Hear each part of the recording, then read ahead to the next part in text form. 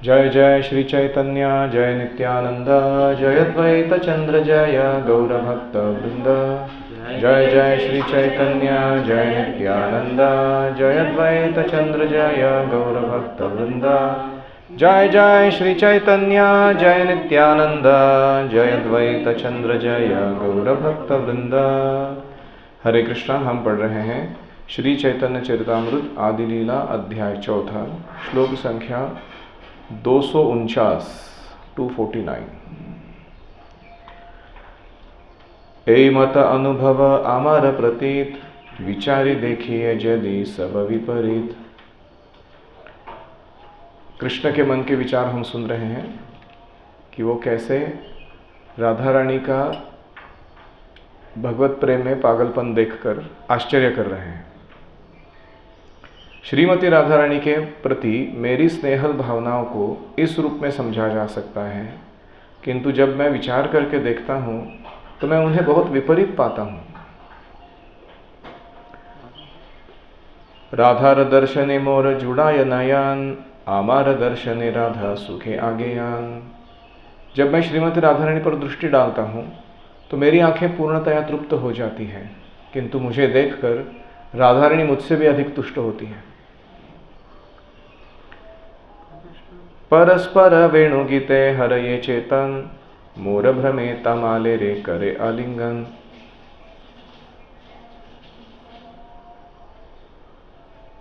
एक दूसरे के विरुद्ध जब हम वेणु गीत यानी वंशी वादन करके एक दूसरे का चित्त हर लेते हैं तो मेरी वंशी की आवाज़ सुनकर श्रीमती राधा रानी मेरे भ्रम में, क्योंकि वो श्याम वर्ण का है इसलिए तमाल वृक्ष को आलिंगन देती है।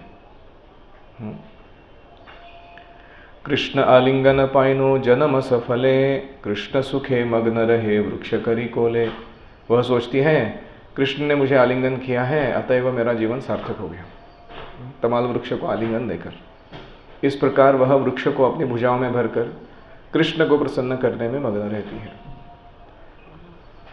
अनुकूल बाते यदि पाय मोर गंध उड़िया पड़ीते चाहे प्रेमे हये अंध। जब अनुकूल वायु मेरे शरीर की सुगंध को नासिका तक श्रीमती राधा रानी के ले जाती है तो वह प्रेम में अंधी हो उठती है और उसे लगता है मैं इस वायु में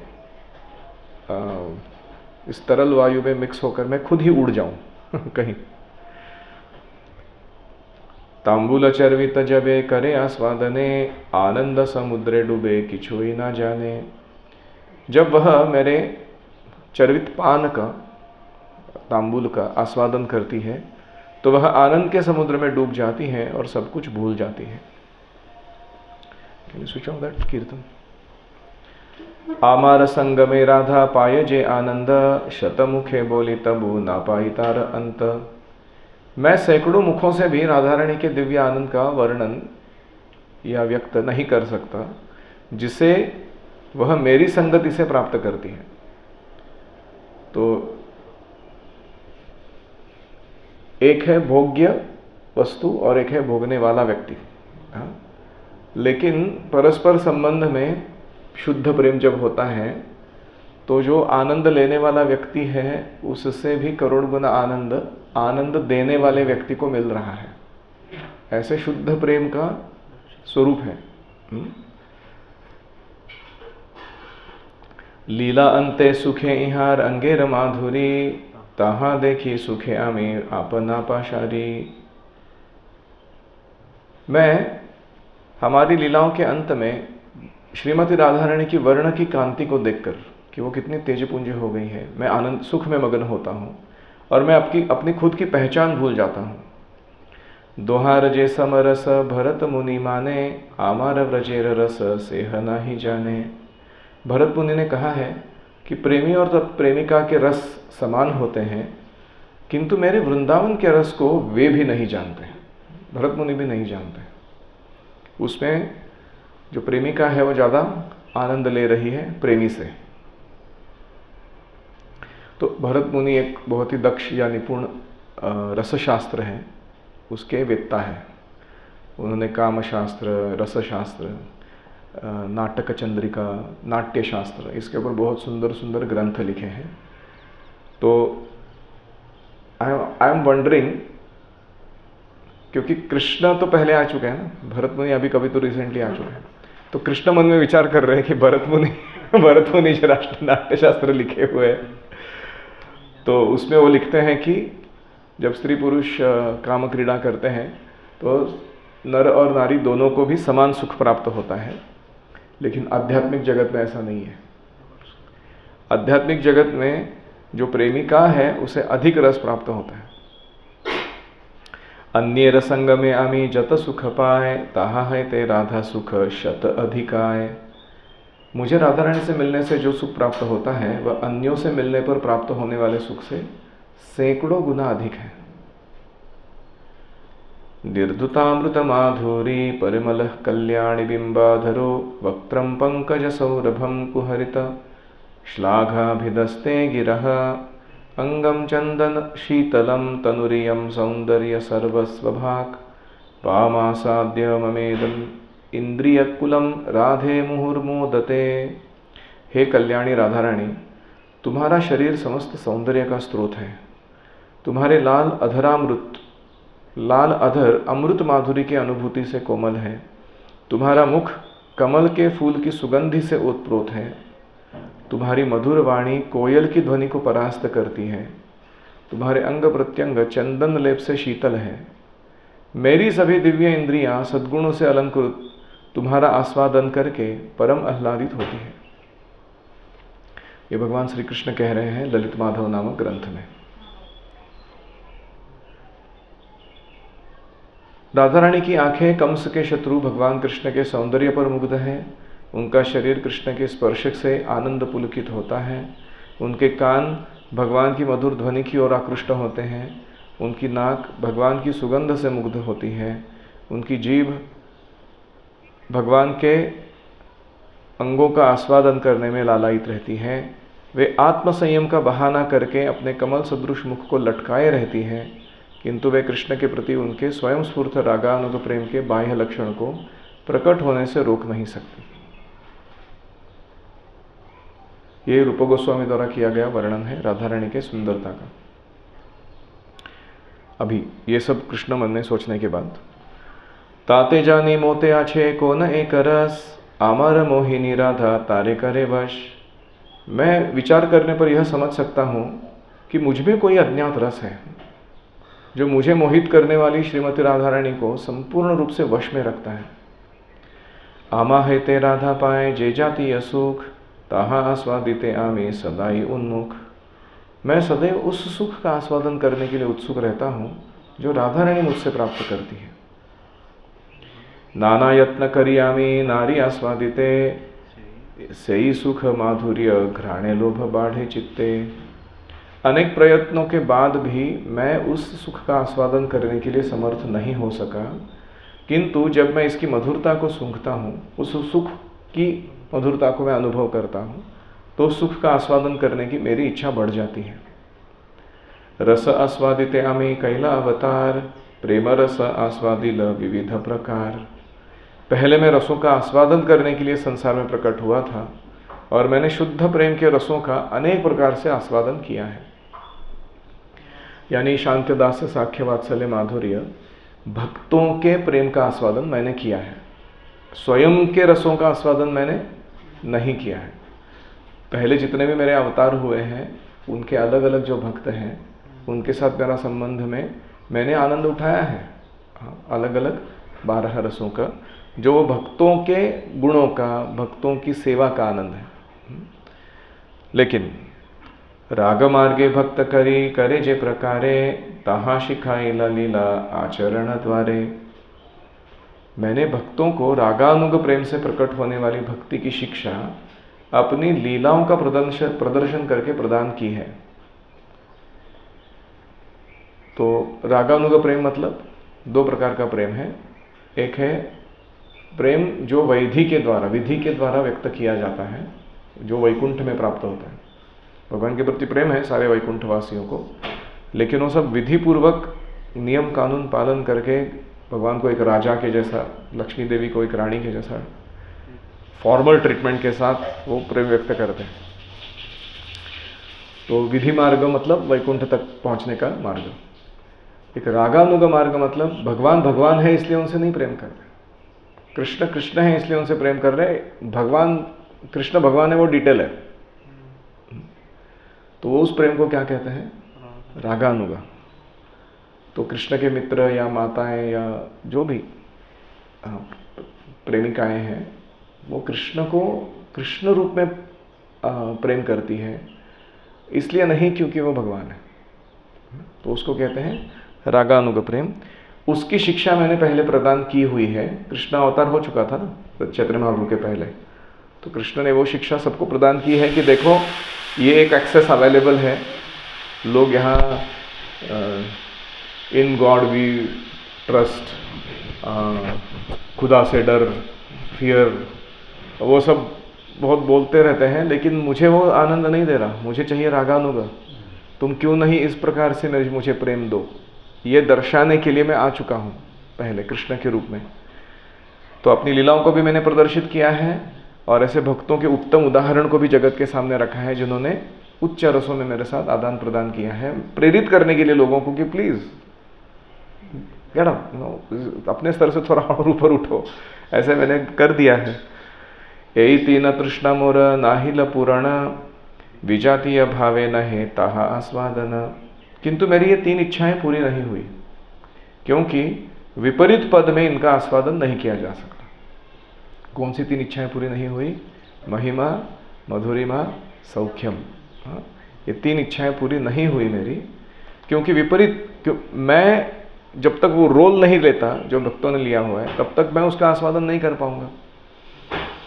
राधिकार भाव कांति अंगीकार विने सेति न सुख कभू नहीं आस्वादने। यदि मैं श्री राधिका के प्रेम भाव तथा कांति को स्वीकार नहीं करूंगा तो ये तीन इच्छाएं पूरी नहीं हो सकती। तो प्रेम भाव तो समझ में आता है कि अंगीकार करना होगा किसको? राधा रानी के भाव को। कांति क्यों?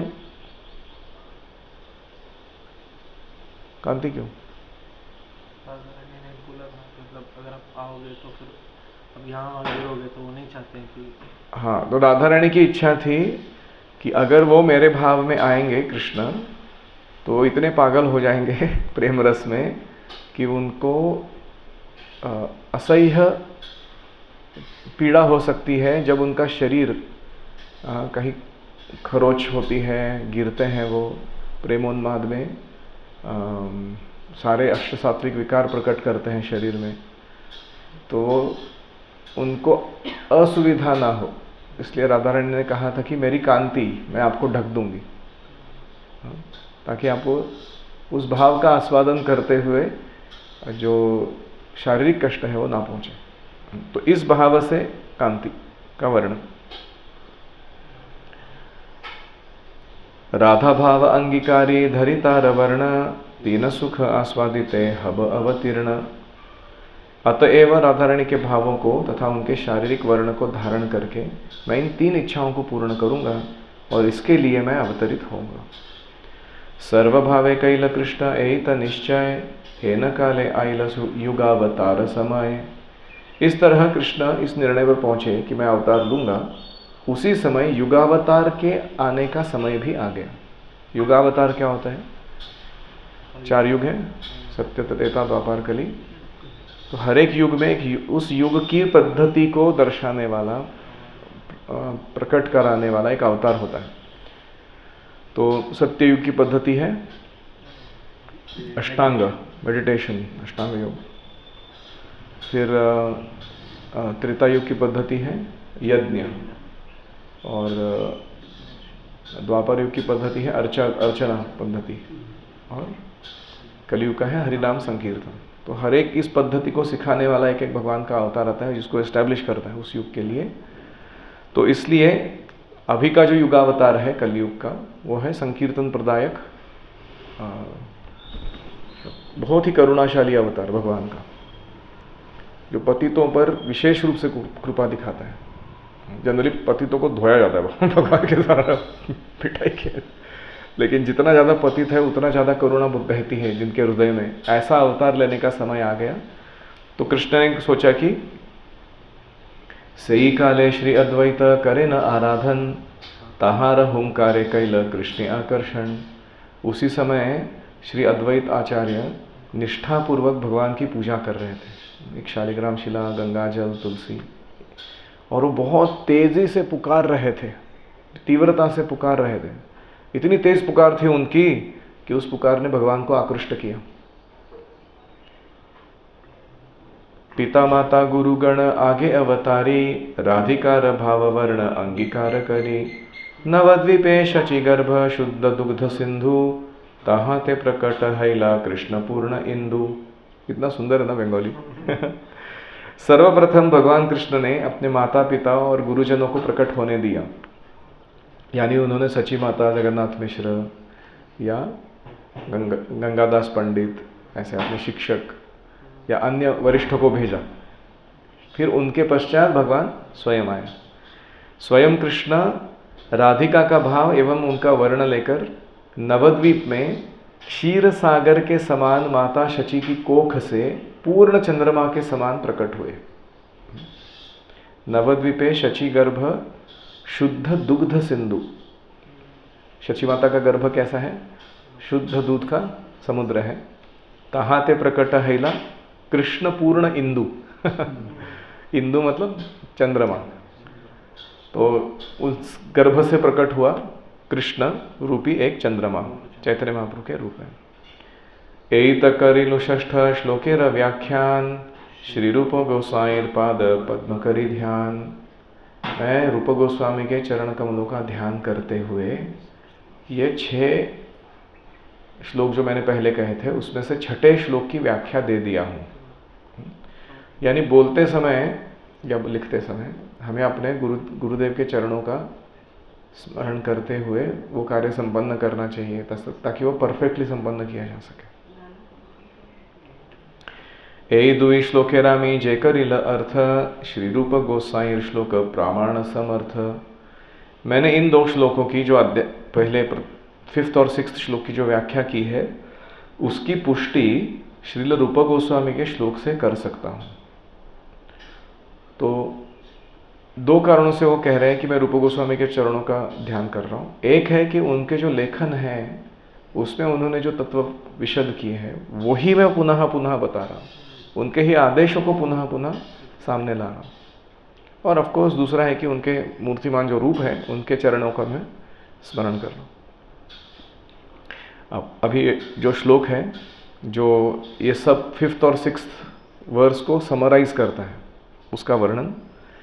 अपारम कस्यापि प्रणयीजन वृंदस्य कुतुकी, रसस्तोमं हृत्वा मधुरमुपभोक्तुं कमपि यः, रुचम स्वामावव्रे द्युतिमिह तदीयां प्रकटयन्, सदैवश्चैतन्याकृतिरतितरां नः कृपयतु। भगवान कृष्ण प्रेमिकाओं के समूह में से एक यानी श्रीमती राधा रानी के असीम प्रेम के अमृत रस का आस्वादन करना चाहते थे। अतएव उन्होंने चैतन्य महाप्रभु का स्वरूप धारण किया है। उन्होंने राधा के तेजोमय गौर वर्ण से अपने श्याम वर्ण को छिपाते हुए उस प्रेम का आस्वादन किया है।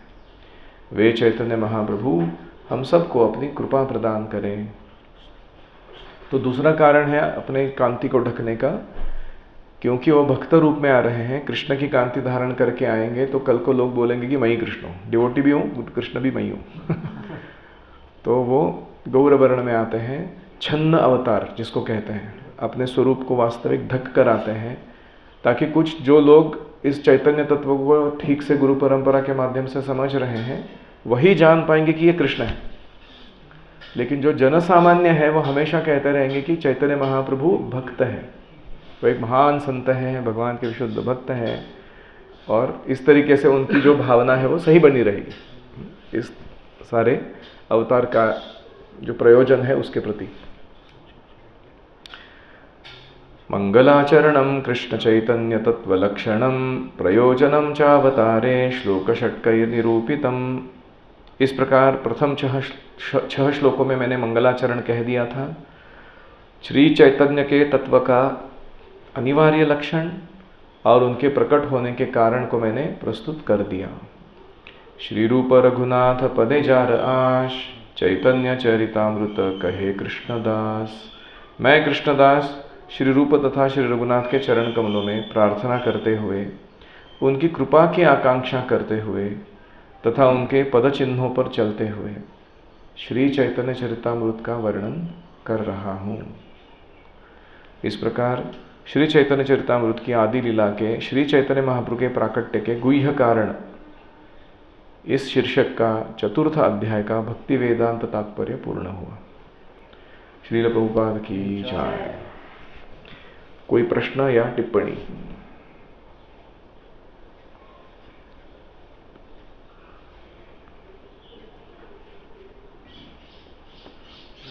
पॉइंट था कि आपने बताया कि जो ब्रजवासी है, जो गोलोक में निवास करते हैं, तो वो लोग भी भगवान से इसलिए प्रेम करते, मतलब भगवान है इसलिए प्रेम नहीं करते, लेकिन वो कृष्ण है, कृष्ण है इसलिए प्रेम करते हैं। तो जब ये इस तरह का राग, जैसे आपकी मम्मी आपको, आप स्पाइस मर्चेंट हो इसलिए प्रेम करती है क्या आप उनके बेटे हो इसलिए प्रेम करती है? वैसे ही है। मतलब तो राग के स्तर पर आने के लिए मतलब एक आवरण आता है क्या, मतलब जो भगवान देते हैं, ऐसा है क्या वो? नहीं, वैकुंठवासी भी जो है वो उनके शुद्ध स्वरूप में है, आत्मा जो है उनकी, ऐसा नहीं कि उसका कोई आवरण वगैरह एक्स्ट्रा हो। बस ऐसा है कि भगवान की योग माया जो है वो उन्हें वह प्रतीति नहीं प्रदान कर रही है जो ब्रजवासियों को है, क्योंकि वो चाहे नहीं चाह रहे, वो अपने अपने रस में संतुष्ट है। तो ऐसे जीव जो अपने रस में संतुष्ट हैं, उनको बताओगे कैसे कि वो एक ऐसा एक्सेस है जैसे किसी को, सोचो कोई अकम्प्लिश्ड कुक है, फर्स्ट क्लास कुकिंग आता है, तो उसका एक अपना एक तरीका होता है कुकिंग करने का और आस्वादन कराने का, है कि नहीं? तो जब कोई दूसरा एक और पावरफुल कुक आता है जो बहुत ही अलग तरीके का कुजीन जानता है या बहुत निपुण है, तो इसको अपग्रेड करना है तो क्या करेगा? तो उसको पहले चखने देगा ना वो बोलेगा ये टेस्ट करके देखो, तो वो बोलेगा अरे ये क्या होता है अभी मैं उसको बनाने का प्रयास करता हूँ, है कि नहीं? तो कृष्ण ही जब तक वो आस्वादन नहीं कराएंगे उन जीवों को या उसका उदाहरण नहीं दिखाएंगे, तो वो कैसे पता चलेगा? Krishna is the expert in रसास्वादन, तो वो कृष्ण ही एक्सेस देते हैं राग का, राग मार्ग का।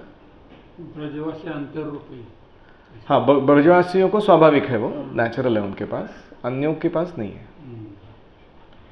तो इसीलिए चैतन्य महाप्रभु का आंदोलन ऐसा है कि हम, हो सकता है कि सोचो कोई है वो अयोध्या धाम से आया हुआ है, मूल स्वरूप में उधर था वो स्पिरिचुअल वर्ल्ड में, कोई है वो वैकुंठ से आया हुआ है, कोई है वो द्वारका से आया हुआ है, कोई है दूसरा और वो नरसिम्हा लोक से आया है, कोई अन्य लोक से आया है। जब वो चैतन्य महाप्रभु के आंदोलन में भाग लेगा और ये सब समझेगा ये क्या चल रहा है चैतन्य चरितामृत में, तो उसके हृदय में आकर्षण जागृत होगा कि मुझे भी और रागानुगा भक्ति का जो ये है वो चाहिए, तो वो उस स्थिति को भी प्राप्त कर सकता है। ये एक्सेस केवल इस कलयुग में इस चैतन्य महाप्रभु के बाद प्राप्त होता है कि आप अपने आध्यात्मिक स्वरूप में भी अपग्रेडेशन ला सकते हो। ये अन्य किसी भी युग में या किसी भी अवतार के द्वारा प्रदान नहीं किया जाता। चैतन्य महाप्रभु जो कृष्ण के बाद आते हैं वो स्वयं कृष्ण हैं। वो जो हरे कृष्ण मंत्र देते हैं, उस हरे कृष्ण मंत्र की साधना में यह शक्ति है कि तुम अपनी स्वरूप सिद्धि को इस तरीके से अपग्रेड कर सकते हो। तो आप सोच के देखो कि क्या भाग्य है हम लोगों का। हम है तो गए गुजरे लोग, लेकिन वैसे ऐसे टाइप पे आए हुए आप लोग इस ब्रह्मांड में है बैक बेंचर्स हम लोग सब, क्योंकि सत्ययुग में तो भगवत धाम नहीं गए, फिर उसके बाद त्रेता युग में भी नहीं गए, द्वापर युग में नहीं गए, मतलब जरा गाढ़ घंटा था साड़ा उरलेला। कोई क्लासरूम होता है उसमें क्या होता है, कुछ कुछ लोग होते हैं वैसे साल दर साल उसी के स्टैंडर्ड में बैठे रहते हैं वो लोग। फिर वो शिक्षक और स्कूल परेशान होता है या यूनिवर्सिटी परेशान हो जाता है, बोलता है यार 35% नहीं ला पा रहे ये लोग, इनके लिए क्या क्राइटेरिया दो इनको बोलो कि जाके ना पेपर में नाम लिखना है और सिग्नेचर मारना है अपना, बस पास कर दो इनको, इतना किया तो पास कर दो बस। क्यों पक गए हम लोग इसको रख रख के स्कूल में, है कि नहीं? तो हमारी हालत ऐसी है कि कलयुग में भगवान स्वयं आता है, क्राइटेरिया इतना लो कर देता है भगवत धाम जाने का, श्रद्धा मात्र लये देन परम आनंद,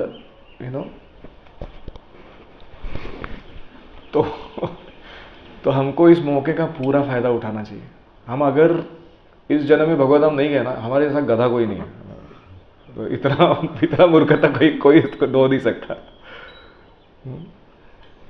ऑफ कोर्स हमें भगवत धाम जाना है कि नहीं जाना है प्रॉपर डिसाइड करेंगे, हमको और सेवा करवाना है तो वो भी करवाएंगे, लेकिन हमारा प्रयास होना चाहिए कि हम ऐसे परफेक्ट करें अपने जीवन को, ना कि हम जो भी परिस्थिति भौतिक रूप से आ रही है लाइफ में विचलित करने वाली, उससे डिस्ट्रैक्ट हो जाए। एक विपिन बिहारी प्रभु करके, उनकी माता, वो जब 17-16 साल के थे तो शरीर छोड़ दिया उन्होंने, कैंसर हुआ था उनको। तो राधानाथ महाराज की शिष्या थी वो, उनको पूछा गया, गिरिधारी प्रभु करके एक दूसरे काउंसलर है उनके, वो उनको पूछे कि आप अभी गुजरने वाले हो कुछ दिनों में, आपका बच्चे के बारे में आपको कोई चिंता है या आपका कुछ पेंडिंग डिज़ायर है, कुछ पूरा करना है आपको आशंकित होने से, ऐसे डाउटफुल या एंग्जाइटी में शरीर नहीं छोड़ना चाहिए। तो ऐसा वो बोल रहे थे उनको। तो वो माता कहती हैं कि मेरा बच्चा जो है ना वो भक्तों के बीच में रह रहा है, मैं निश्चिंत हूँ कि उसको भक्त लोग सब कुछ ठीक से करा कर देंगे उसके लाइफ में, और इसलिए मेरे को कोई चिंता है नहीं।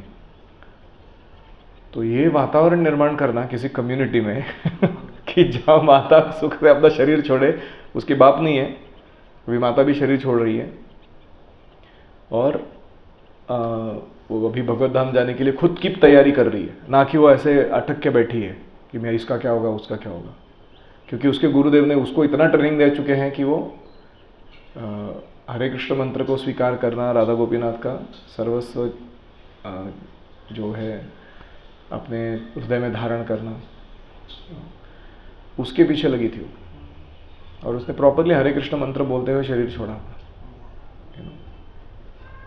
तो ये कथा मुझे भी पता नहीं थी, वो विपी मेरा काउंसिल था, उसने कभी खुद से सुनाया नहीं। उसके शादी के टाइम गिरिधारी प्रभु ने खुद सुनाया मेरे को राधानाथ महाराज के सामने ये कथा को, कि ऐसे ऐसे डिवोटीज हैं हमारे मूवमेंट में जो अपने अपने सरल स्थिति में भी अपना जीवन परफेक्ट करके गए हैं।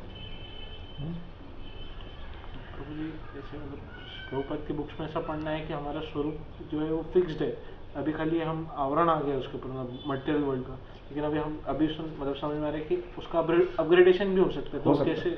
इतना ही नहीं, अभी और कंफ्यूज करता हूँ मैं आपको, कि you can maintain 2 forms in 2 different locations in the spiritual world. जैसे रामानंद राय अर्जुन भी है और विशाखा सखी भी है। इंटरेस्टिंग। तो आपका सब सर्किट उड़ जाएगा सुन के कि अरे ये भी सब पॉसिबल होता है क्या स्पिरिचुअल। मतलब भक्त की सेवा करने की भावना इतनी तीव्र है कि वो मल्टी फॉर्म में भी सेवा कर सकता है वो भगवान का। स्वयं बलराम जी करते हैं, इतने सारे रूप धारण करते हैं कृष्ण की सेवा के लिए। तो स्पिरिचुअल लाइफ में डिवोशनल सर्विस का कोई अपर लिमिट नहीं है।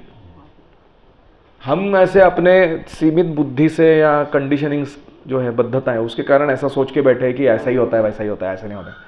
ऐसा कुछ नहीं है।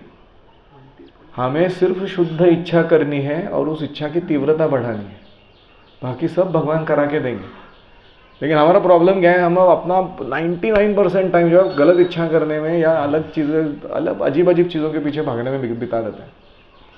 तो भगवान को चांस नहीं मिलता, बोलते ठीक है भाई और एक जन्म ले ले तू परफेक्ट करने के लिए, है कि नहीं। सो इट्स वेरी इंपॉर्टेंट कि हम ये सब सुनने के बाद, खास अभी ऑफकोर्स हमारा तो कुछ औकात ही नहीं हो राधा रानी और कृष्ण के बीच में क्या चल रहा है, हरे कृष्णा तो उनके अंतरंग भाव वगैरह सुनना वगैरह, मतलब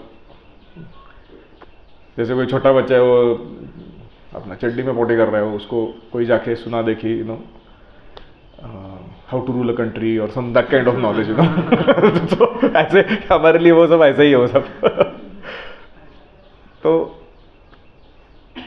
लेकिन हमारा हमें गौर किस पर करना है कि ये सारे जो आचार्यगण हैं, इनका जो अभिष्ट है, मूल इच्छा है कि ये कलयुग के जीवों का भला करने के लिए हमें क्या देना चाहिए इनको, उनके उस मनोभिष्ट को हमें धारण करना चाहिए। We should simply try to fulfil the desires of the acharyas. अगर हमको इतना भी समझ में आया है अपने लाइफ में कि मैं अपना जीवन जीने के लिए नहीं आया हूँ, मेरे आचार्यों के द्वारा दिए हुए मिशन को फुलफिल करने के लिए मेरा इंस्ट्रूमेंट के रूप में, मैं नहीं करूँगा कुछ, तो मैं उनके हाथ में इंस्ट्रूमेंट बनूंगा और वो करवाएंगे मेरे से, इसलिए मैं यहाँ पे अभी कार्यरत हूँ। बस इतना भी समझ में आया तो बहुत तीर मार दिया हमने स्पिरिचुअल लाइफ में। तो फिर उन्हीं के इस जो भी वो लिख रहे हैं या हमें प्रदान करना चाह रहे हैं, उसका साक्षात्कार उस सेवा के द्वारा हमें वो दे देंगे। When they are pleased with our service, everything will be revealed. कि हम क्या ये सब सुने हैं पहले, अभी साक्षात्कार नहीं है इन सब चीजों का। Any other?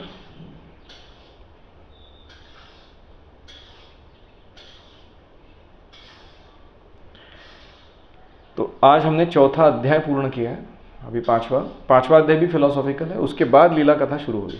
ठीक है, तो थोड़ा be peaceful.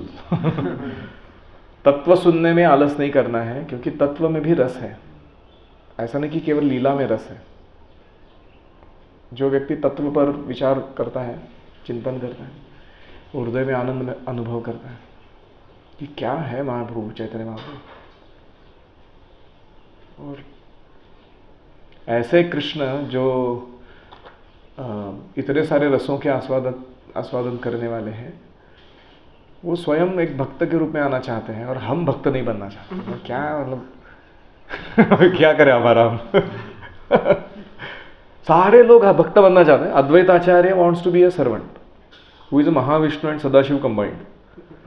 Radharani wants to be a servant, Gadadhar Pandit. Narad Muni wants to be a servant, Shrivas Pandit. Balram ji wants to be a servant, Nityanand Rup. Chaitanya Babu wants to be, Krishna wants to be a servant. Chaitanya everybody, मतलब उनका परफेक्शनल लेवल पे भी हम देख सकते हैं कि सेवक बनने में जो रसास्वादन है वो भगवान बनने में भी नहीं है। इसके कारण वो लालायित है ऐसे स्वरूप को धारण करने। And we are resisting unnecessarily the concept that I am a servant. हमको रास ही नहीं आ रहा हो मन में, क्या मेरे को सर्वेंट बना के रखा है इधर। मेरे को तो बॉस बनना था, इफ पॉसिबल भगवान ही बनना था मेरे को, यू नो।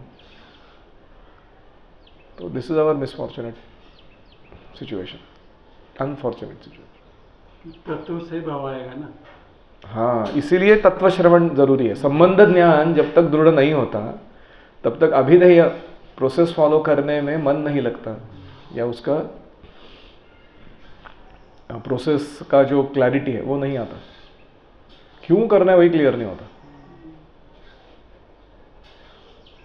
एकले ईश्वर कृष्ण आर सब भृत्य, जारे जैसे नचाए तारे तैसे करे नृत्य। जैसे कृष्ण हमको नचाना चाहते हैं वैसा डांस करना हमारा कर्तव्य है। एंड बेस्ट डांस है रासलीला, टॉप मोस्ट डांस, कृष्ण की धुन पर नाचना। ओम हरे कृष्णा कृष्णा कृष्णा हरे हरे, हरे राम राम राम हरे हरे, हरे ओम तत्सत। श्रील प्रभुपाद की जय।